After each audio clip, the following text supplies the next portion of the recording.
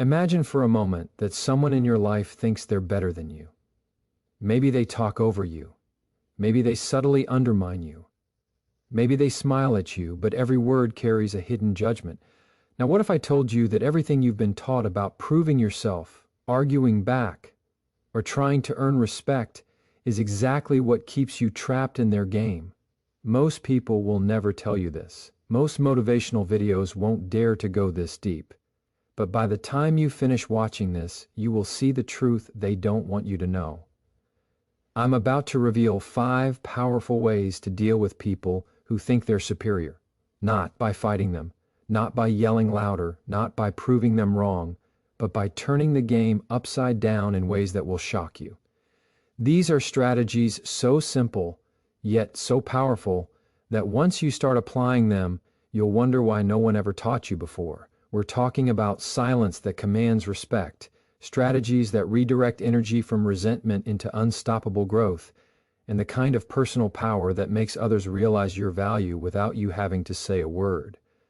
By the end of this video, you will understand why explaining yourself too much is actually weakness, why competing in their ego game is a trap, why building your own skills silently is the ultimate form of revenge, and why walking away without announcing it is not cowardice, it's unmatched power.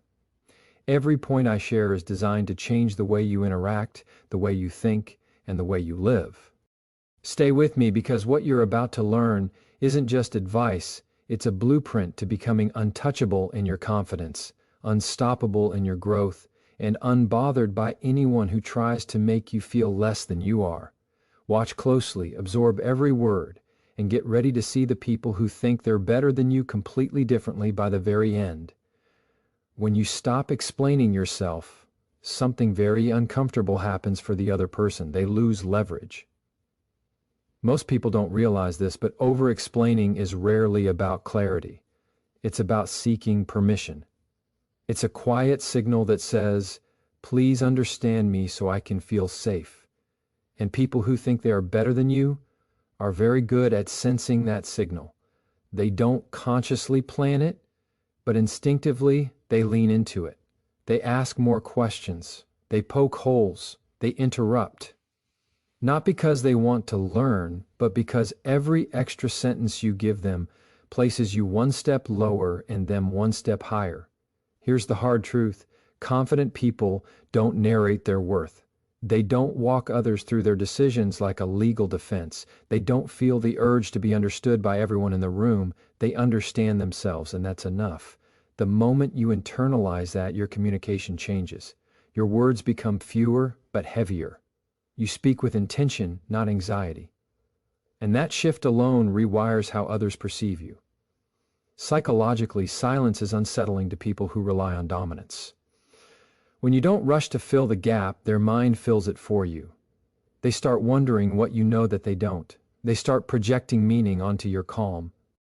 Silence forces them to confront themselves without the distraction of your explanations.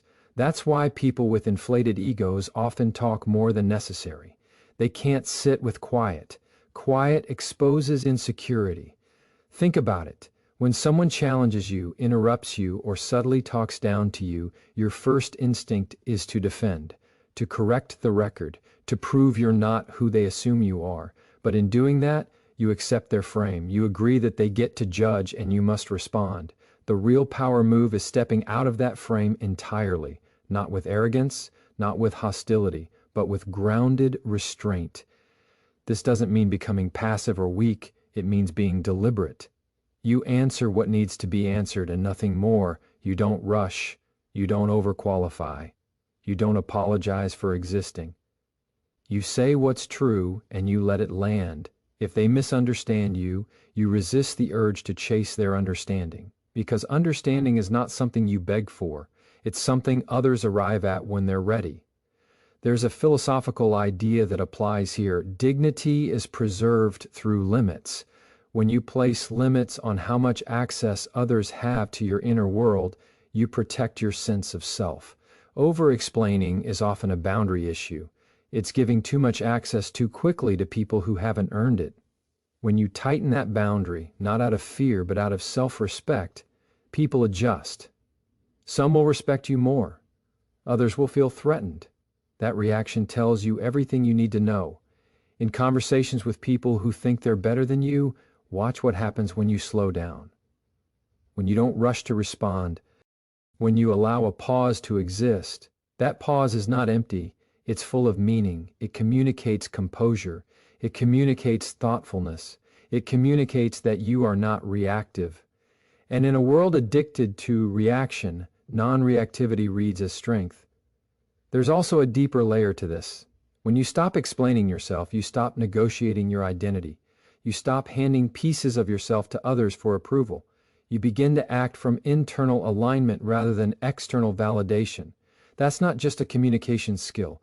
That's a psychological shift. You're no longer asking, do you accept me? You're asking, do I accept myself? And once that question is answered, the noise around you loses volume. People who believe they are superior often rely on subtle tactics. They correct you publicly. They question your choices. They offer unsolicited advice disguised as concern. If you meet that with lengthy explanations, you reinforce the dynamic. But if you respond briefly, calmly, and without emotional charge, you disrupt it. A simple, grounded response can carry more authority than a 5-minute defense, not because it's clever, but because it's congruent. And here's what's interesting, you don't even have to win the interaction. You just have to leave it intact. When you walk away without feeling smaller, without feeling the need to replay the conversation in your head, you've already succeeded. Over-explaining keeps you trapped in mental loops long after the conversation ends. Silence sets you free faster. This practice takes discipline. At first, it feels unnatural. You'll feel the urge to add one more sentence, to clarify one more point, to soften the edge so one feels uncomfortable. But growth often requires allowing discomfort, especially when that discomfort belongs to someone else. You're not responsible for managing their ego. You're responsible for managing your integrity. Over time, something shifts. People begin to approach you differently. They listen more closely. They interrupt less. Not because you demanded respect, but because your presence quietly requires it. You're no longer performing competence, you're embodying it, and embodiment is always more convincing than explanation. This doesn't mean never speaking up, it means speaking from a place of certainty rather than fear. When your words come from clarity, they don't need backup, they stand on their own. And when you don't explain yourself unnecessarily, you send a powerful message without saying it out loud. I trust myself enough not to convince you. So here's the reflection to leave with. The next time you feel the urge to over-explain, pause and ask yourself one question. Am I speaking to be understood, or am I speaking to be accepted? Because the moment you stop negotiating for acceptance is the moment your words begin to carry real weight. The moment you realize that not every game deserves your participation, your life gets quieter and stronger at the same time. People who think they are better than you almost always invite you into a competition you never agreed to. It may not look like a contest on the surface. It sounds like comparison, subtle flexing, unsolicited advice, or stories that just happen to highlight how far ahead they are. And if you step into that space and start measuring yourself against them, you've already accepted their rules. Psychologically, comparison is one of the fastest ways to lose clarity. The mind stops asking, what matters to me? And starts asking, where do I rank? That shift is dangerous. The moment your self-worth becomes relative, it becomes unstable. There will always be someone with more status, more money, more recognition, or more volume. People who rely on superiority know this. They don't need to be objectively better, they just need you to start keeping score. Refusing to compete where ego wants you to compete is not indifference, it is discernment. It's understanding that some arenas are designed to drain you, not develop you. When someone constantly brings the conversation back to achievements, appearances, or hierarchies, what they're really saying is, see me. And when you respond by counterproving, you turn their need into your obligation. That's a trade that never works in your favor. There is a philosophical idea worth sitting with here. Not all metrics are meaningful. Just because something can be measured doesn't mean it should be. Ego loves numbers, titles, and comparisons because they create the illusion of certainty. But a life built on comparison is always reactive. You're not moving toward a vision, you're moving away from someone else's shadow. When you refuse that game, something subtle but powerful happens. You reclaim your attention. Attention is the most valuable resource you have, and competition for ego purposes wastes it. Instead of asking how you stack up, you start asking better questions. Am I improving? Am I aligned? Am I acting with integrity? Those questions don't require an audience. They require honesty. People who expect you to compete will often escalate when you don't. They'll brag louder. They'll probe for reactions. They'll try to pull you back in. This is where emotional discipline matters. You don't respond with dismissal or sarcasm. You respond with steadiness. You stay focused on your lane, not because you think you're above them, but because you know where you're going. And direction always matters more than position. There's also a deeper psychological layer at play. When someone defines themselves through superiority, they need contrast. They need someone to be beneath them for the story to work. When you stop competing, you remove yourself from that story. And that's unsettling. They can't place you. You're not chasing and you're not opposing, you're simply moving. That ambiguity often reads as confidence. It's important to understand that refusing to compete doesn't mean suppressing ambition. In fact, it clarifies it. Ambition driven by ego is fragile. It needs applause.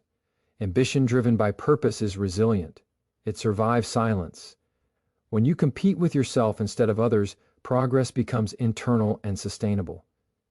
You're not fueled by proving people wrong. You're fueled by becoming more capable than yesterday. Think about the energy difference. Competing with ego requires constant comparison, constant vigilance, constant defense. Competing with yourself requires focus and patience. One exhausts you, the other builds you. And over time, people notice, not because you announce it, but because your work starts to speak in places where your voice never could. There's a quiet confidence